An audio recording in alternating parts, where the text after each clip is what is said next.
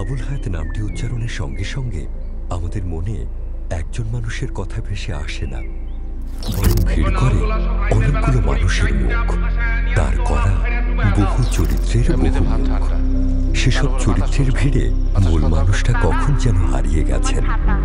এটাই যেন একজন প্রকৃত অভিনেতার নিয়তি, তার আসল প্রতিকৃতি। তিনি অভিনয় করেছেন, পরিচালনা করেছেন টিভি ফিকশন, তবু অভিনেতাই তার মুখ্য পরিচয়। আবুল হায়াত মানে মঞ্চে, টিভিতে, চলচ্চিত্রে, রেডিওতে অনুচ্চ সংযত চরিত্রে নিমজ্জিত একজন অভিনেতা। 1944 সালে 7 সেপ্টেম্বর পশ্চিমবঙ্গের মুর্শিদাবাদে তার জন্ম। বাবা ওয়াজিউল্লাহ ছিলেন চট্টগ্রাম রেলওয়ে ইনস্টিটিউটের সাধারণ সম্পাদক। তার নিজের স্কুল জীবন কেটেছে চট্টগ্রাম কলেজিয়েট ও রেলওয়ে উচ্চ বিদ্যালয়ে।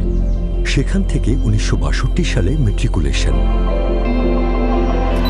1967 সালে বুয়েটের সিভিল ইঞ্জিনিয়ারিং ডিপার্টমেন্ট থেকে পাশ করে 1968 সালে ঢাকা ওয়াসায় প্রকৌশলী হিসেবে যোগদান করেন।